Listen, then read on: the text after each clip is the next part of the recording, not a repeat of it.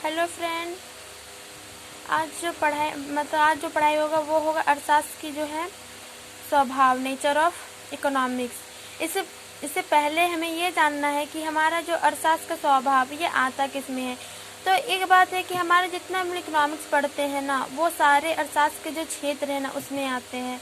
तो प्रोफेसर जो किन्स थे उन्होंने ना मतलब अर्थशास्त्र के जो हमारे अध्ययन है उनको 3 भागों में बांटा हुआ था।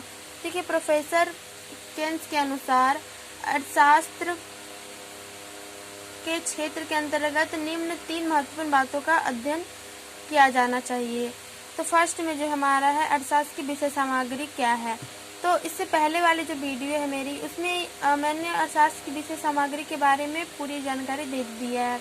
आप लोग नहीं देखे हैं तो इसे मेरे चैनल पर जाके आप देख सकते हैं। उसके बाद आता है अर्थशास्त्र की प्रकृति या स्वभाव क्या है। उसके बाद आता है अर्थशास्त्र की सीमाएं। तो आज तो अर्थशास्त्र की जो प्रकृति उसके स्वभाव के बारे में बताने वाली हूँ। उसके बाद आइए तो अर्थशास्त्र की सीमाओं के बारे में बता दूंगी। तो देखिए, अर्थशास्त्र की जो स्वभाव है वो होती क्या है। तो ये जानिए कि अर्थशास्त्र के स्वभाव मतलब उसका नेचर क्या है। मतलब हमारा जो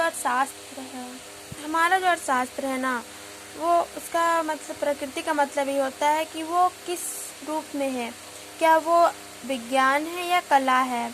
तो पहले ये जानिए कि विज्ञान होता क्या है और कला क्या होता है। तो विज्ञान, देखिए, विज्ञान कोई भी नियम कानून जो भी बनाता है ना, वही का जो रूप उसको एक कला दे देता है।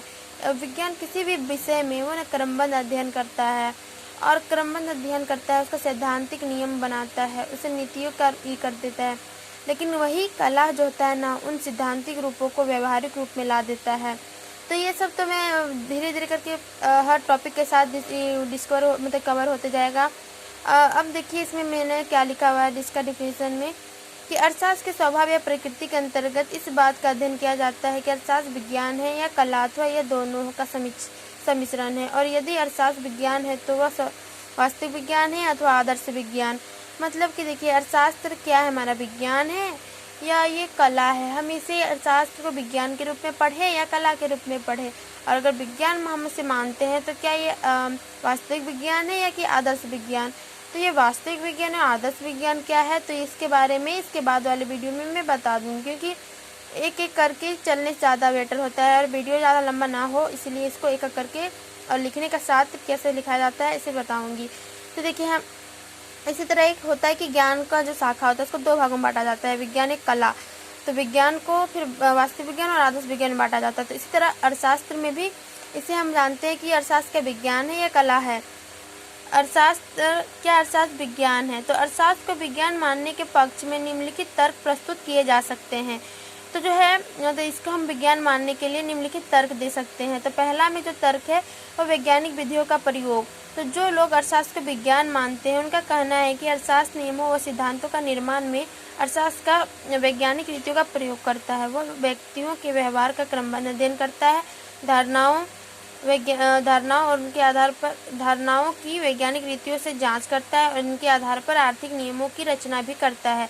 इस प्रकार वैज्ञानिक रीतियों का प्रयोग करने के कारण अर्थशास्त्र को विज्ञान माना जाता है। देखिए, इसका मतलब यही है कि अर्थशास्त्र में जितने भी नियम तथा जितने भी इसका सिद्धांत बनाए जाते हैं वो एकदम वैज्ञानिक नीतियों के आधार पर बनाए जाते हैं। जिस प्रकार विज्ञान में तो देखिए, जैसे कि हमारा जो विज्ञान में कुछ भी होता है सब एकदम वैज्ञानिक नियमों जैसे बनाए। इकोनॉमिक्स में भी इसी तरह होता है। जैसे कोई भी नियम बनाए, जैसे मांग का नियम हो, सम सीमांत उपयोग का नियम हो, सम ह्रास नियम हो, ये सारे जो है ना वैज्ञानिक रीतियों के आधार पर ही बनाए जाते हैं तथा इसका जो वैज्ञानिक रीतियों से जांच भी किया जाता है। जैसे मांग के नियम में लोग किस प्रकार व्यवहार करते हैं, जैसे कि कीमत बढ़ जाता है तो लोग उसकी मांग कम घटा देते हैं। तो इस प्रकार जिस प्रकार इसका व्यवहार किया जाता है वो सारे वैज्ञानिक आधार पर किया जाता है। तो इसी प्रकार वैज्ञानिक रीतियों का प्रयोग करने के कारण अर्थशास्त्र विज्ञान माना जाता है। तो दूसरा देखिए, सिद्धांतों का निर्माण। तो सिद्धांतों का निर्माण जो शर्त विज्ञान पर लागू होती है वही शर्त जो होती है वो विज्ञान ये मतलब कि जो शर्त जो होता है ना हमारे विज्ञान में लागू होती है वही शर्त जो होती है अर्थशास्त्र में भी लागू होती है। विज्ञान जो कारण और परिणाम के बीच संबंध स्थापित करते हुए तथ्यों का क्रमबद्ध अध्ययन करता है। यही बात है कि अर्थशास्त्र के बारे में भी लागू होती है। अतः अर्थशास्त्र को विज्ञान न मानने का कोई औचित्य नहीं है। मतलब कि जैसे कि हमारा जो अर्थशास्त्र होता है ना, वो भी मतलब जिस प्रकार विज्ञान में तथ्यों का क्रमबद्ध अध्ययन मतलब किया जाता है, तो हर एक पहलू पर उसका जो कारण है और उसका परिणाम के बीच जो संबंध स्थापित किया जाता है। जैसे कोई भी चीज़ होता है तो वो होता तो है, लेकिन उसका होने के कारण उसका परिणाम क्या निकलता है, दोनों के बीच क्या संबंध हो जाता है, उस बात का जो विज्ञान अध्ययन करता है। उसी प्रकार अर्थशास्त्र में भी यही होता है।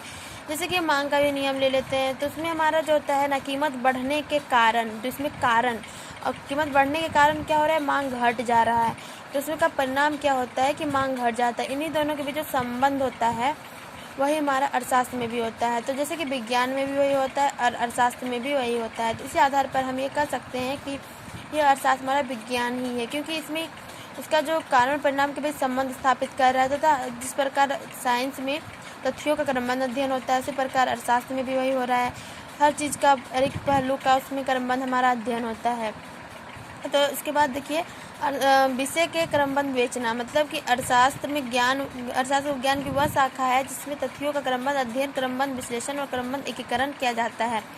तो जिस प्रकार वही बोले कि जैसे विज्ञान में हमारा हर एक चीज़ में उसका जो क्रमबद्ध धीरे धीरे का हर एक पहलू का अध्ययन होता है, इसमें कोई ये नहीं है, कोई ठोस वजन नहीं होता। लेकिन इसी प्रकार जो है ना, अर्थशास्त्र में भी हर एक चीज़ का मतलब क्रमबद्ध अध्ययन होता है। जिस पर हम बोले मांग के नियम में ही ले लेते हैं कि कीमत बढ़ने के कारण हमारा मांग ये घट जाता है, ये तो कारण परिणाम हमारा बता दिया।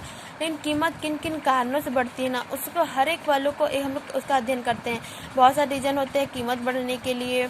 तो कभी जैसे प्रोडक्शन में होने वाले उतार चढ़ाव, तो कोई आपदा जैसे किसी कीमत बढ़ जाता है, या मांग बहुत अधिक हो जाने से भी कीमत बढ़ जाता है। तो फिर मांग का अधिक हो जाने के कारण क्या होता है कि जब ज़्यादा हाथ में पैसे आ जाएंगे, मुद्रास्फीति कारण, तो इस का होता है ना, हर एक चीज़ का क्रमबद्ध अध्ययन होता है अर्थशास्त्र में। क्योंकि इस प्रकार का साइंस में भी होता है इसी तरह, और इकोनॉमिक्स में भी इसी तरह। इसीलिए हम ये भी मान सकते हैं कि इस आधार पे भी कह सकते हैं कि अर्थशास्त्र विज्ञान है। उसके बाद सार्वभौमिक सत्य। सार्वभौमिक सत्यों का प्रतिपादन अर्थशास्त्र में अनेक नियमों व सिद्धांत ऐसे हैं जो कारण और परिणाम के संबंध को स्पष्ट करते हुए सार्वभौमिक सत्यों का प्रतिपादन करते हैं। जैसे उपयोगिता ह्रास नियम, समसीमांत उपयोगिता नियम, मांग तक पूर्ति के नियम इसके उदाहरण है। तो इसका मतलब यही है कि जैसे कि हम जितने भी नियम कानून बनाते हैं ना, जैसे विज्ञान में भी हम सार्वभौम सत्य के आधार पर ही इसे स्पष्ट कर देते हैं। जैसे इकोनॉमिक्स में भी जैसे समसीमांत उपयोगिता नियम, जैसे कि हम किसी वस्तु को लगातार उपयोग करते रहते हैं तो उसका हमें अगले कैश मिलने वाला जो उपयोगिता है वो घटते हुए मिलती है। तो ये सब जो होता है ना, ये प्रैक्टिकल बात